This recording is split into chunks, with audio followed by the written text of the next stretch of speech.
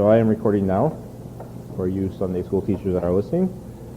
1 Samuel chapter 24, starting in verse 1. Ted, do you want to read? Now it happened when Saul had returned from following the Philistines, there was told him, saying, "Take note, David is in the wilderness of En-Gedi." And Saul took 3,000 chosen men from all Israel to meet David and his men on the rock of wild goats. So Saul returns to pursue David. Instead of an R, that's supposed to be a P.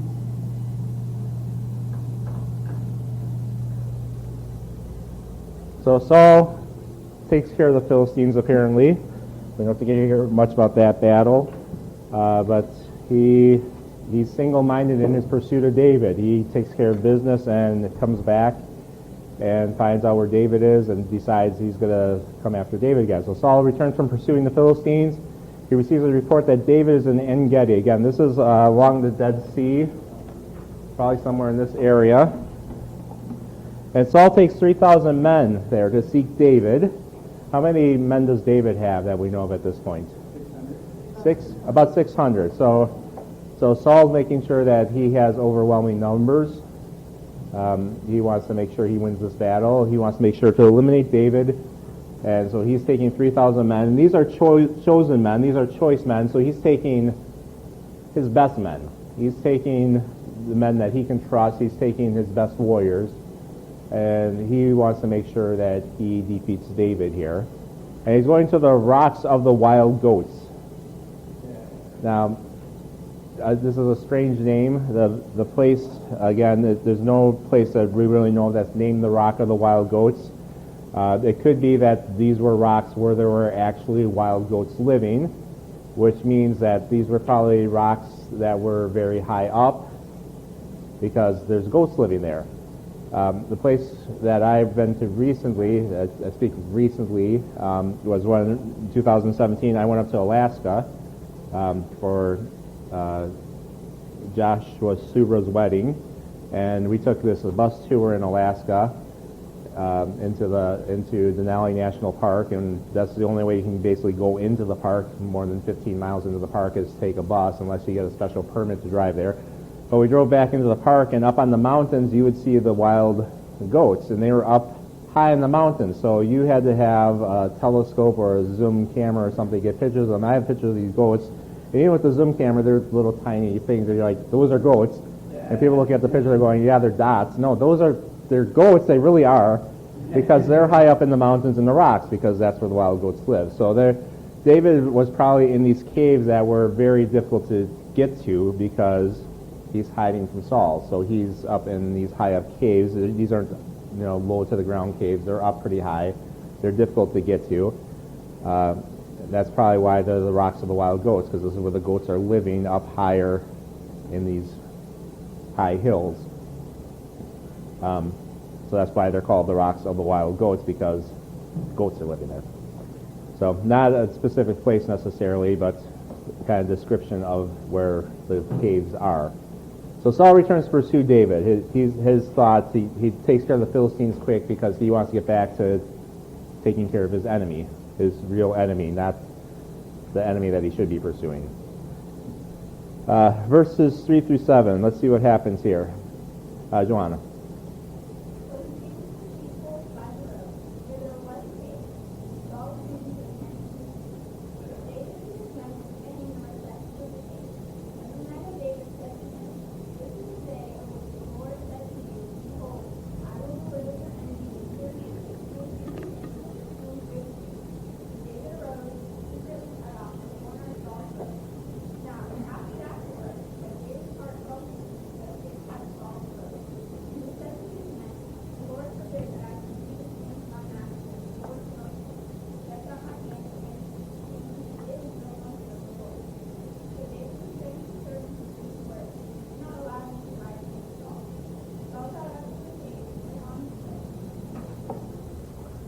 Here's my understatement of the lesson. David did not kill Saul.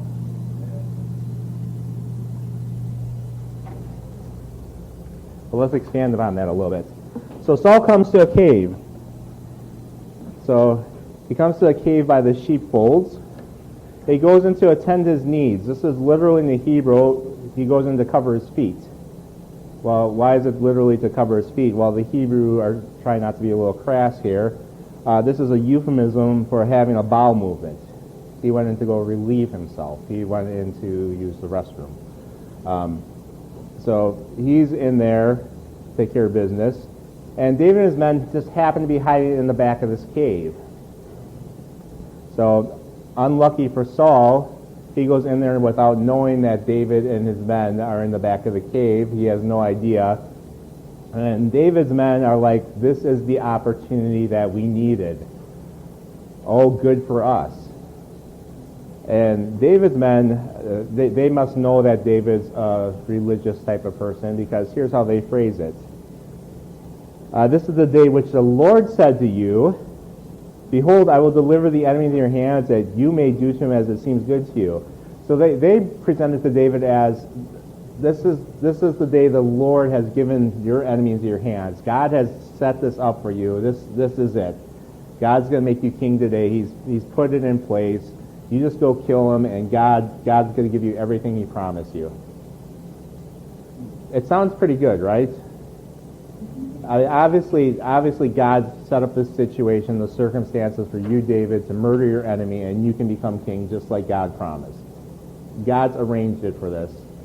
Just go ahead and kill Saul, and you can have everything God's promised to give you.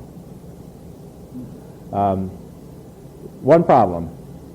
They said, this is the day that the Lord said to you. When did God say that he was going to bring Saul into the cave to let David kill Saul? No, it doesn't seem like God's ever said that to David. God's never promised that he was going to do this for David, and David realizes that, I think. That's why I got those 3 question marks there, because they're kind of making this up, and some commentators said, maybe even they said that they're not saying that God said this, but they're saying that God is saying this through the circumstances right now, that God's telling you now to do this, instead of saying that God has said this. God is now saying this, is maybe what they're trying to say here. So they're saying God's done this now, David, that you can kill and you can take circumstances into your own hands and kind of forge out your own destiny. God helps those that help themselves. That's a good way to put it. So that you can help God make you the king. God needs your help, David, and he's put the circumstances in place. David doesn't think that way, thankfully. So David spares Saul. He doesn't kill Saul. What he does is Saul has his robe down, and David gets to a corner and manages to cut off a piece of the corner of Saul's robe without Saul knowing that it's happening. It's going to be advantageous to him later, because he's going to have some piece of evidence that he was in the cave with him. Now David does this, and then David feels guilty about it. Now why does David feel guilty about this? He didn't hurt Saul. Yeah. Even taking a piece of Saul's robe in David's mind is doing something against the Lord's anointed, is doing something against the person of Saul. And so in David's mind, he did something against the king by even cutting his robe. And so David has this guilt pain in his head, and he feels guilty for even cutting Saul's robe, because that's not his place to even do that. And he says, because I stretched out my hand against the Lord's anointed. That's how highly David respects the position that Saul's in as God's anointed, as God's king. Even though Saul is obviously a terrible king, he's still God's appointed king. And David still respects that position, and so he still feels guilty that he even cut his garment. And so, because he stretched out his hand against the Lord's anointed, and his master, he still serves the king, even though the king's trying to kill him, and even though he's fleeing from the king, he's still the king's servant, being under his authority. And so he feels guilty about this, and so he restrains his men from doing anything to harm Saul, because, I cut his robe, and that was going way too far, guys. So killing him is way beyond that. We can't do this. And so they let Saul leave the cave alive. And David does not kill Saul. In fact, he feels guilty about even cutting his garment. And that's how high in respect David holds that position, God's anointed. We're going to talk about that in a little bit yet. So David does not kill Saul. Interesting. Now, what happens next? Verses 8 through 15. Nathan. David also arose afterward, went out of the cave, and called out to Saul, saying, My lord the king. And when Saul was behind him, David stooped with his face to the earth and bowed down. And David said to Saul, Why do you listen to the words of men who say, Indeed, David seeks your harm? Look, this day your eyes have seen that the Lord delivered you today into my hand in the cave, and someone urged me to kill you. But my eyes spared you, and I said, I will not stretch out my hand against my Lord, for he is the Lord's anointed. Moreover, my father, see, yes, see the corner of your robe in my hand, for in that I cut off the corner of your robe, and did not kill you. Know and see that there is neither evil nor rebellion in my hand, and I have not sinned against you. Yet you hunt my life to take it. Let the Lord judge between you and me, and let the Lord avenge me on you. But my hand shall not be against you. As the proverb of the ancients say, wickedness proceeds from the wicked, but my hand shall not be against you. After the king of Israel come out, whom you pursue, a dead dog, a flea. Therefore, let the Lord be judge between you and me, and see and plead my case, and deliver me out of your hand. So number 3 here, David addresses Saul.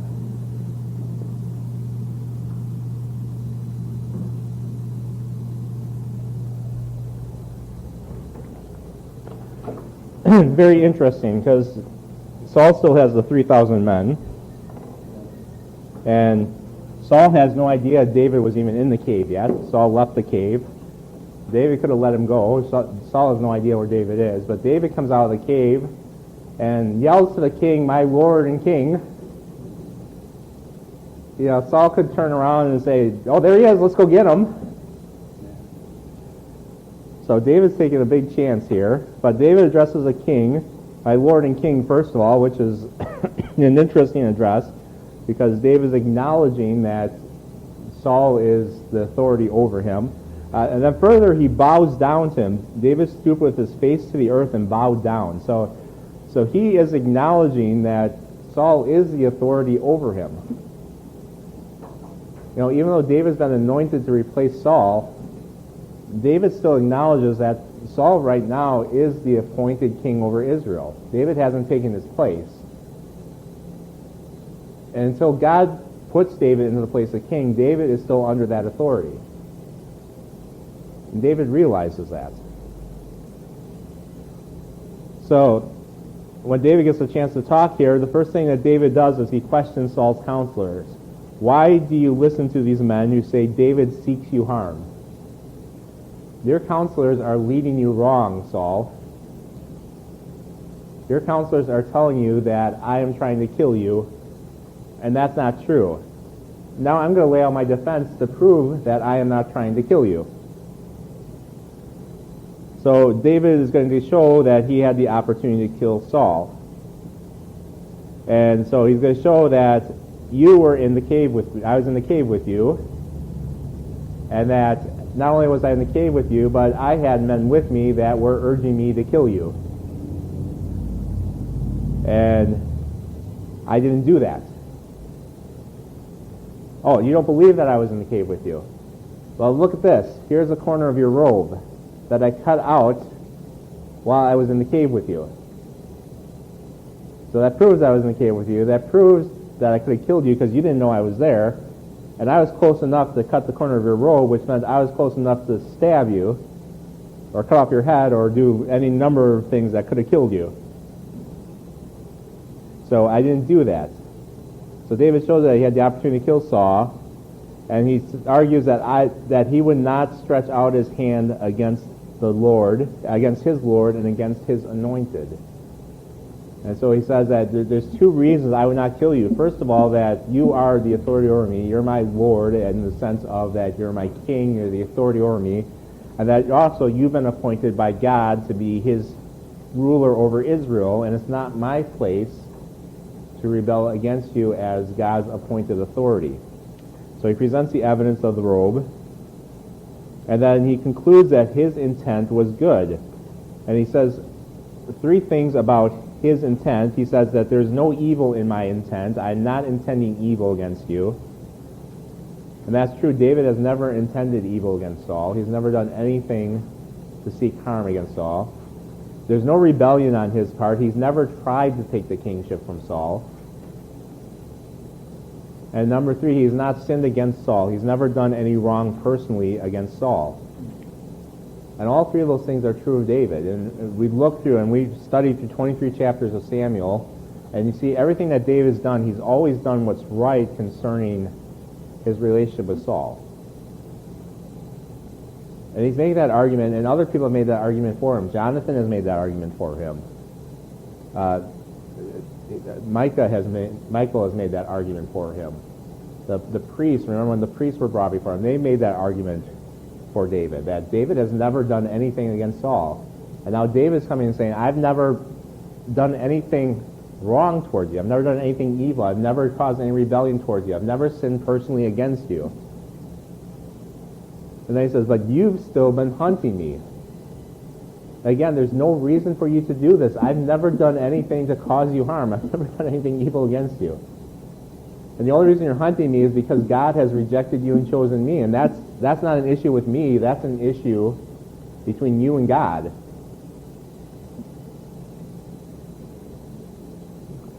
And David actually really has nothing to do with that. That's Saul's issue with God.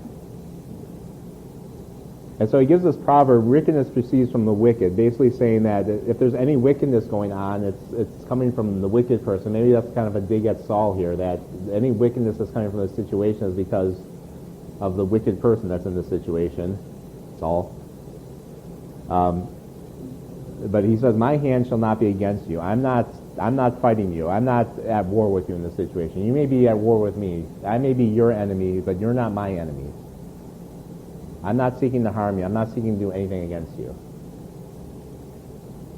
And then he makes another statement here. He's calling for the Lord to be the judge between them, between David and Saul. He asks for the Lord to avenge him. Let the Lord avenge David. And David's not going to avenge himself. My hand shall not be against you. I'm not going to avenge myself. I'm not going to raise my hand against you. I'm going to let the Lord defend me. And David's going to trust the Lord to deal righteously with him. And he makes a statement here. I want to explain this a little bit too. I didn't put it in the notes, but he says, after whom is the king of Israel come out? Who do you pursue? A dead dog, a flea. Basically he's saying, who am I that you're pursuing? I'm insignificant. Why are you wasting your time pursuing me? I'm harmless. I'm like a dead dog or a flea. I can't do you any harm. I'm not someone who's going to even be a bother to you. There's other people you should be pursuing. The Philistines, they're the ones that are causing trouble. I'm not even a bother to you. I'm hanging out in these caves. If you leave me alone, I just hang out here and I wouldn't even be a problem for you. I'm no better than a dead dog or a flea. I mean, I'm not going to be a pester to you. Why are you wasting your time pursuing me? And I think that's kind of his argument here with that.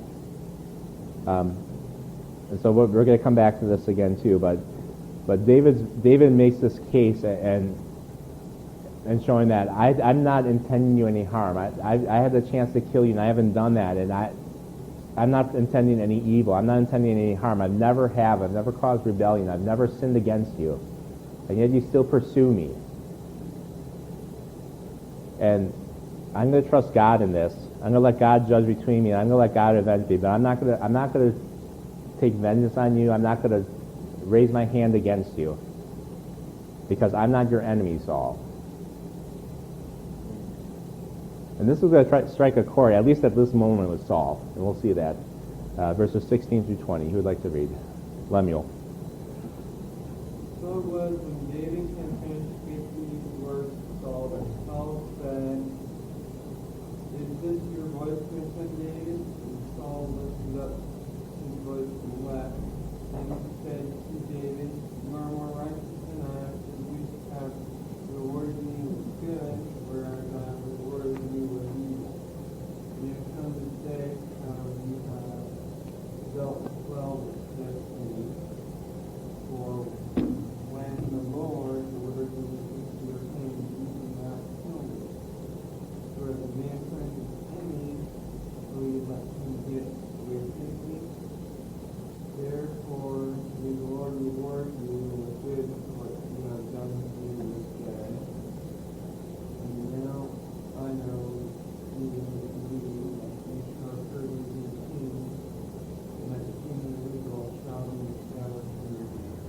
So I have this that Saul humbles himself before David. And I think this, at the moment, I think this is sincere with Saul. Now, I also don't think that this lasts very long. But I think at the moment, he has a moment of sincerity here. But he identifies David, and this is, I think this is kind of a poetic Hebrew way of kind of introducing a section here. But he says, "Add your voice, my son David," like kind of saying, "Oh, I acknowledge it's you, David," type of thing. But he identifies David. He lifts up his voice and weeps. I think it's sincere. And then he confirms the righteousness of David's arguments. "You are more righteous than I. You've rewarded me with good, whereas I have rewarded you with evil." So he acknowledges that David has acted good towards him, and he's acted in an evil way towards David. And he acknowledges that David did not kill Saul when he had the opportunity. And he makes this statement, "For if a man finds an enemy, will he let him get away safely?" And he kind of says, the normal person in this situation would have killed his enemy. How does he know that? Well, that's what he would have done. The situation was reversed, David would have been dead. That would have been a guarantee. Saul would have not hesitated to kill David if the situation would have been reversed. He hasn't hesitated to try to kill David in a situation where David knew it was coming. If David had no idea it was coming, Saul would not have hesitated to kill David. And so Saul knows that. And then Saul says, "Therefore may the Lord reward you with good for what you have done for me this day." So Saul asked for the Lord for good to be done with David. Now, I don't know if the Lord's even listening to Saul at this point, because Saul is so far away from God that I don't know that God is even listening to Saul at this point. But, I think Saul's being sincere here. I think he really is moved by David's act of mercy here and really wants good for David at this moment. Taking into consideration, Sean, that what you said earlier,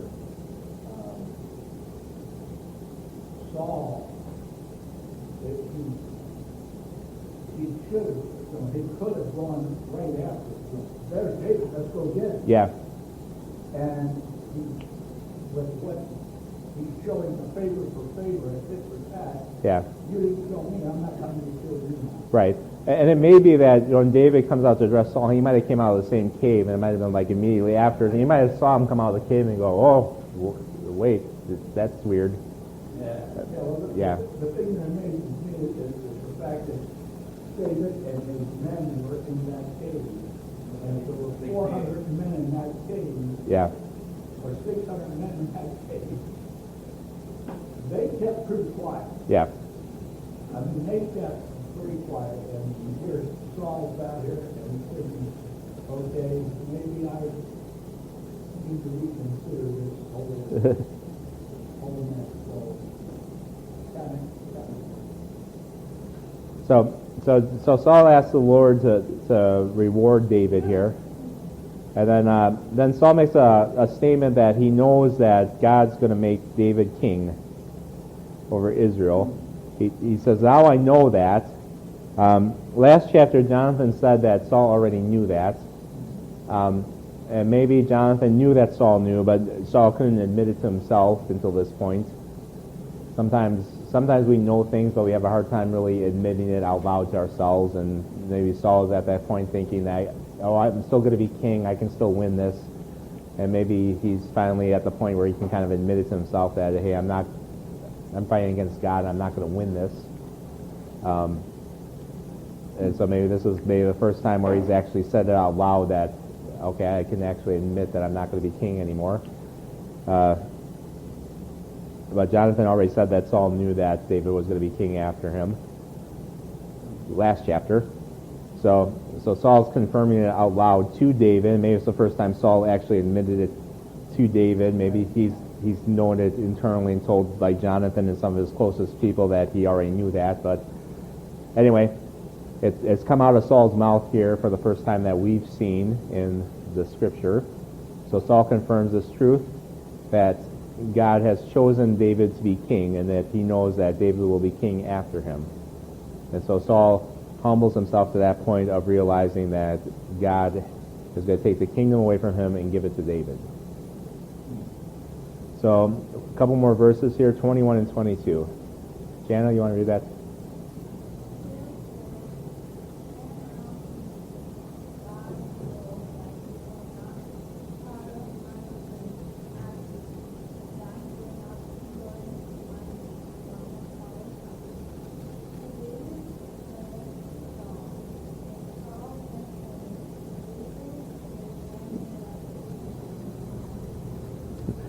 So interesting enough here, I have the Saul ask for mercy.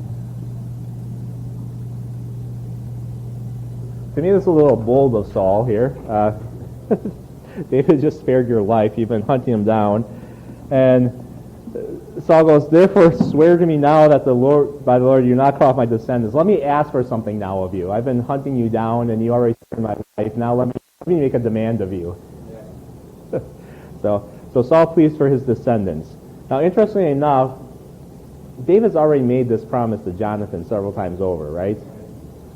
So Saul either doesn't know this, or maybe because he doesn't trust people anyways, that he thinks he needs to get this from David himself, if he already knows that Jonathan's made this promise with David. Either way, David's already kind of made this promise, so I don't know that David is thinking like, well, yeah, I can promise this to Saul too, because I've already promised this to Jonathan. But Saul pleads for his descendants not to cut them off, and to not destroy my name from my father's house. And David, of course, swears to do it. He doesn't really hesitate to do that. And then after he makes that promise to him, Saul returns home. Now, Saul's had this great change of heart. David's going to be king. He gets his promise from David. Everything's fine now. David goes back to the palace with Saul, right? Yeah. No. David's a little smarter than that. David stays here in En-Gedi, in his stronghold, because Saul may not have changed his heart totally. He's better now, but who knows? And like I said, this is not a permanent change. We'll see that Saul goes back to his murderous ways very quickly after this. So for the moment, Saul seems to have a slight change of heart, seems to humble himself, seems to see God's mercy and David's mercy in this, but it doesn't last very long. But David spares Saul, and just very interesting. Again, when you look at the story, and I look at myself, and if I had somebody trying to hunt me down for years and years and years, and I got in a situation where I could do something about it, it would be awfully hard for me not to do something about it and think, God's given me this opportunity to save my life, possibly save my family's life, save my friend's life, the people that are fighting for me, by getting rid of this guy who's terrorizing me. Why did David not do something? Why did David not see the circumstance and go, yes, this is God opening up this door, this opportunity for me to step through and take control of this situation? He's trying to do it God's way, because he thought God handled it rather than he handled it himself. Right. And I think even bigger than that, David has this big view of God. And I want to show you in this takeaways here, there's at least 5 things I saw, and there's probably more here that I missed, but there's 5 things about who God is that David sees that made him say, I don't need to take control of this situation because of who God is. So in the takeaways here, I have the way David acted towards Saul was based on his understanding of who God is and properly responding to God's character. And here are the several examples I gave. And I gave you blanks in the takeaways. I don't normally do this, but there are only 5 points. And I felt like you'd feel gypped if you weren't writing more. So I'm giving you more blanks. So the first thing I saw is that God is sovereign. I'm going to spell it wrong if I try to spell it with all my sheets, so I'm going to. Some of you are going, it's so easy to spell. Well, it's English. It's never easy to spell. God is sovereign. So David knew that God will work out his plan in his time. That's sometimes a hard thing for us. We want to work out God's plan in our time, our way.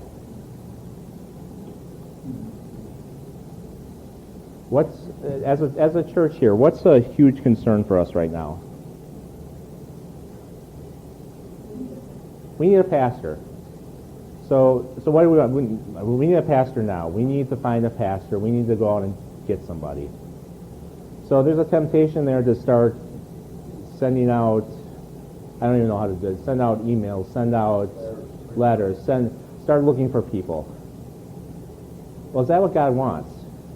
Does God know we need a pastor? Does God know who our next pastor is going to be? Can God provide us a pastor today if he wanted to? Is God big enough to do that? So can we trust him to do that when he wants to do that?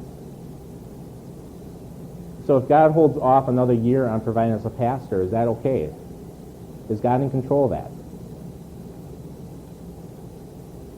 Now, does that mean we be lazy about it? No, not necessarily, but we need to trust in God's sovereignty, that we need to wait on God's timing and doing God's best time and make sure that we're doing things the right way. David's looking at this, and murdering the king of Israel was not the right timing for him to become king and not the right way to him become king. He's going to trust in God's sovereignty by doing it the right way and waiting for God to do it in the right way. So he knew that God would work out his plan in his time. David did not need to take matters into his own hand to help God move his plan along. God didn't need the help. Oh, here's the opportunity. I better kill Saul so we can move God's plan forward. Well, David's like, God doesn't need that help. I'm going to wait for God to do it. By doing what David knew to be wrong. And David knew that killing a man in cold blood, especially killing God's anointed king in cold blood, was wrong for him. And so he wasn't going to do that, even if it meant getting him to the place that God promised him to be. So he's going to trust in God's sovereignty because God is in control of the situation. One of the interesting things that I don't find here, when David was inquiring of the Lord, shall I go and take care of these people? Yeah. Kill these people. And the Lord says, go do it. He didn't do it with Saul. He didn't say, shall I kill the king? Yeah. No. He knew that this is not what God wants you to do. Yeah. And that's what, and some of you have heard me say this before. David's trying to do God's will, God's way, and he knows he's going to have God's support on it. Yep.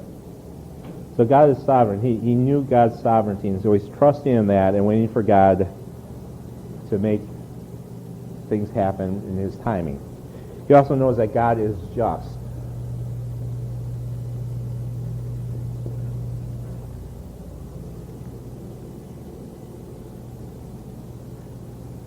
David knew that God is a fair judge and would trust God to judge rightly between himself and Saul, and was willing to trust God with the outcome. When he's talking to Saul about why he didn't raise his hand against Saul, he said, let the Lord judge between you and me, and let the Lord avenge me on you, but my hand shall not be against you. Why didn't he attack Saul? Because he's going to let the Lord judge between him and Saul. And he adds at the end there, let not my hand be against you. I'm going to trust the Lord to judge between us. In verse 15 later on, he says, therefore let the Lord be judge and judge between you and me, and see and plead my case and deliver me out of your hand. Again, he's going to trust that the Lord is a just God and is going to do what's right in the situation. And so one of the reasons he didn't raise his hand against Saul, even though Saul was unjustly persecuting him, and even though it's unfair, even though David didn't do anything wrong and he's being pursued by this evil king, God's the just judge, not David. And so he's going to trust God with that.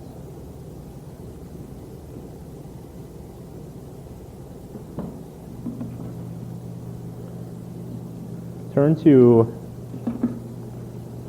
1 Peter 3.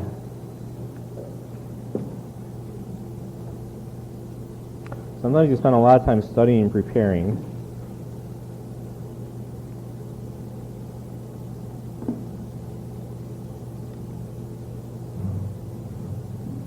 And you think you've prepared everything, and then you get to class and you go, oh, I just remembered this. 1 Peter 3, verse 13.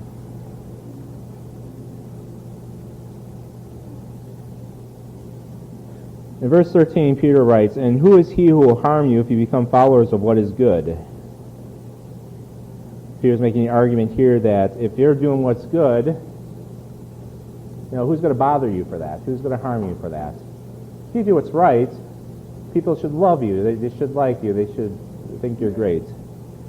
But even if you should suffer for righteousness' sake, you are blessed. Now wait a second. If I'm doing what's right and I suffer for it, I'm blessed? I'd like to think if I were doing the right things, I'm not going to suffer for it at all. What are you telling me that I'm blessed for suffering for doing what's right? Peter adds a quotation here, "Do not be afraid of their threats, nor be troubled." Verse 15 says, "But sanctify the Lord God in your hearts, and always be ready to give a defense to everyone who asks you a reason for the hope that is in you with meekness and fear." Well, why are people going to ask you for the reason for the hope that is in you? Because you're suffering for righteousness' sake. Because you're suffering, even though you're doing good. And verse 16 says, "And having a good conscience, that when they defame you as evildoers, those who revile you for good conduct in Christ may be ashamed." Because while they're persecuting you and they're making you suffer for doing good, that they're ashamed because you're taking the suffering and you're having a good attitude about it and you're praising God and you're trusting God through it all, and they're wondering, why are you handling it so well? Why are you not cursing them? Why are you not throwing fits? Why are you not returning evil for evil? Why are you being like David, and even though he's being pursued and he's being persecuted by Saul, why are you coming out and you're just cutting off the corner of the robe and saying, "Look, I let you live. I could have killed you." And you see Saul, he's like,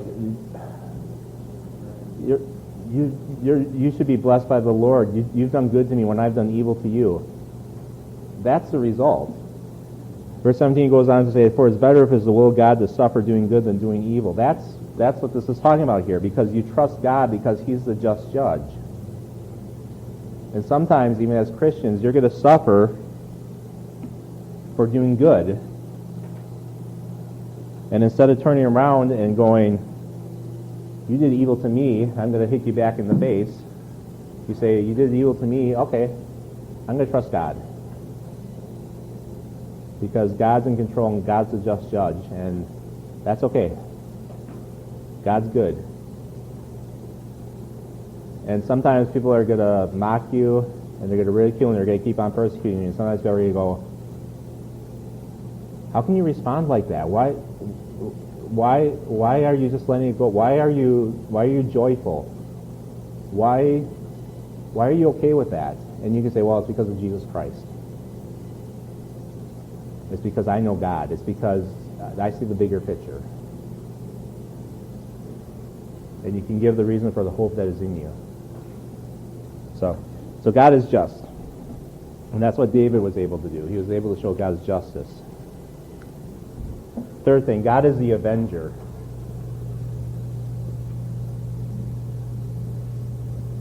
Captain America is not the first avenger. Oh, sorry. That was bad. You can cut that from the record. God is the avenger. Vengeance does not belong to David. And even though Saul is unfairly pursuing him, but vengeance belongs to God. Verse 12, he says, "Let the Lord judge between you and me, and let the Lord avenge me on you. But my hand shall not be against you." Pastor Stroh said something this morning. He said that, I don't remember exactly how he said it, but basically that when we sin always harms us. Sin always has consequences. I don't know exactly how he said it, but something along that lines. Sin always damages us. And I think a part of sin always damaging is that God always acts on sin. God, there's always consequence of it because God is an avenger of sin. And Saul has a lot of sin here, a lot of sin against David, and I think part of what's going on and happening with Saul is part of it because God's going to take vengeance on Saul for what he's done to David. And David understands that. And he says, I don't have to do anything against you, Saul, because anything bad you're doing against me, God's going to hold you to account. He's the avenger. And we see that in the New Testament. God reminds us that vengeance is mine, says the Lord. I will repay. It's not ours. If somebody does bad to us, all we have to do is look at them and go, hey, you know what? You're a sinner just like me. What I need to show you is the grace of God. I need to show you who Christ is. I need to show you the gospel because that's what you need. If you refuse to accept that, you have to stand before God and talk to him about that. But if you're doing harm to me, if you're hurting me, all I have to do is remember that you're in the same boat as I am. You're a sinful human being who needs Christ. And so we need to remember that God is the avenger. I think the fourth thing that I saw here is that God is the one who establishes authority.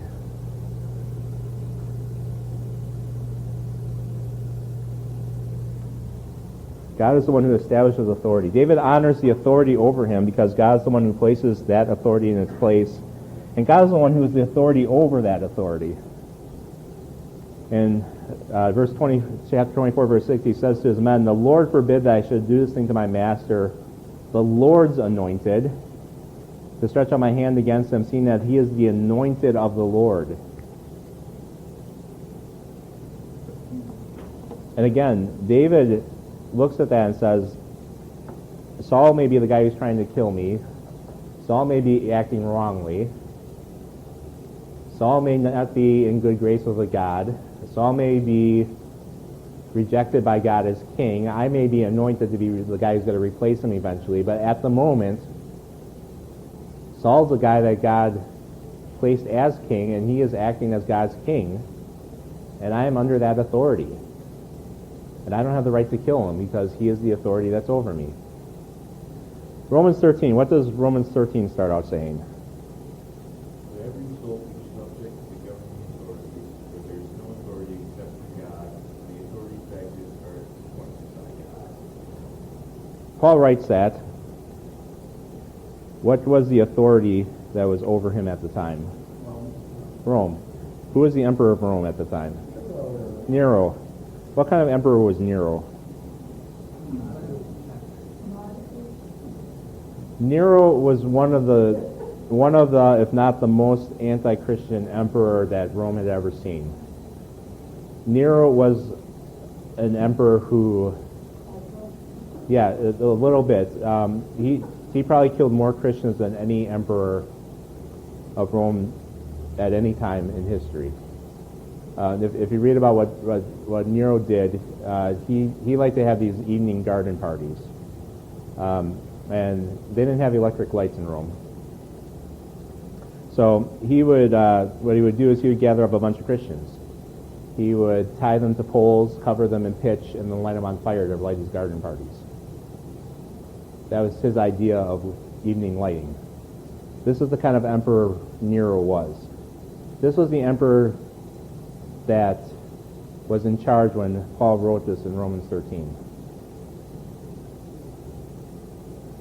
So it doesn't matter if you have a good governing authority or a bad governing authority. That governing authority was set up by God. And that Paul says, let us be subject to the governing authorities over us because they are appointed by God. Now, I don't know how you feel about Joe Biden. I'm not a huge fan. That's probably understatement number 2 of the morning. But he's still the President of the United States. And I still respect that office and that position. I still subject myself to the rules of the United States, except in cases where if he would tell me, you can't preach the Bible anymore, well, I would tell God instead of man in that case, or something like that. But if they would reduce the speed limit on the highway, on the interstate to 25 miles per hour, I would drive 25 miles per hour because guess what? The Bible doesn't tell me that I shouldn't drive 25 miles per hour. I wouldn't like it. I think it's ridiculous, but that's what I would do because that's the governing authority over me. So David understands who establishes the authority, and even though Saul is a terrible king, and even though Saul's not doing what he's supposed to be doing, and even though Saul is unfairly persecuting David, David still recognizes that Saul is his authority, and that authority has been appointed by God, and that affects how David acts towards Saul, that he's not going to raise his hand against the man that God set up as the authority. And so God is the one who establishes authority, and that affects David's action. Finally, last thing I saw was that God is merciful.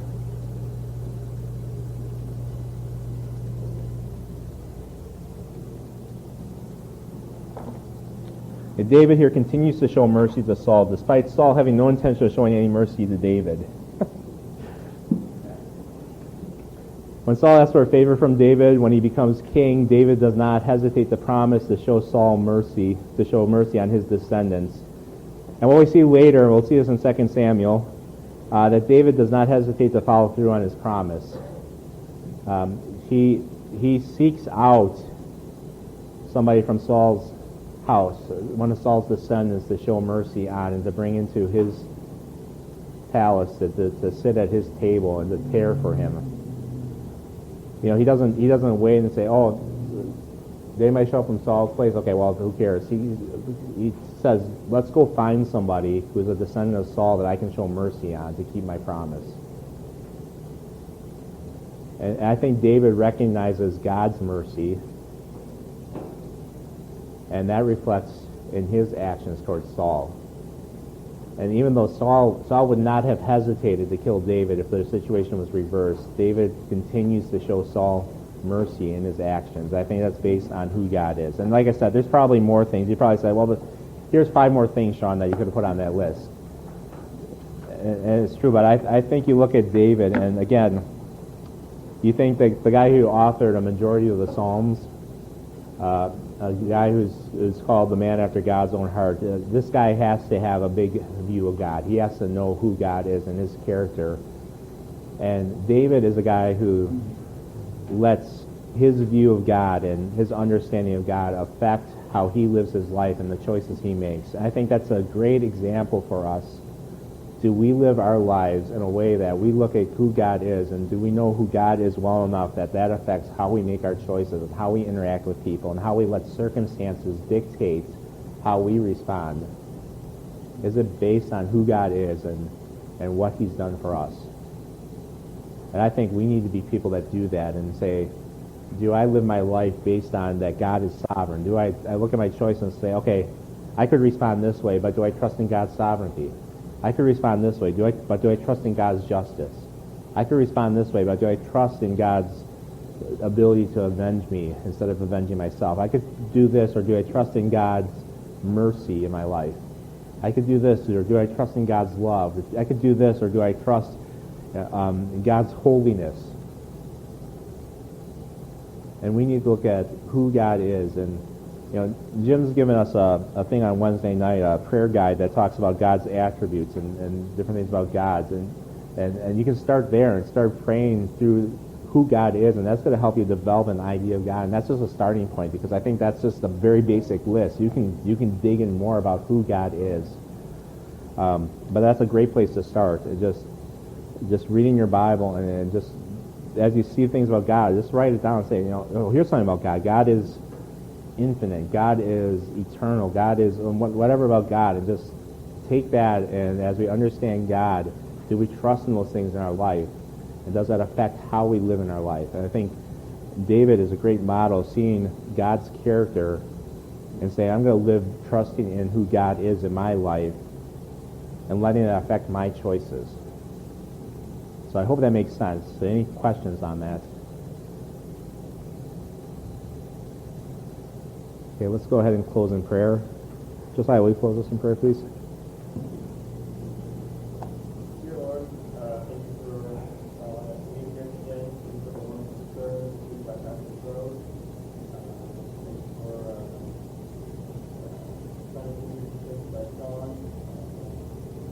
about the mercy of David towards Saul.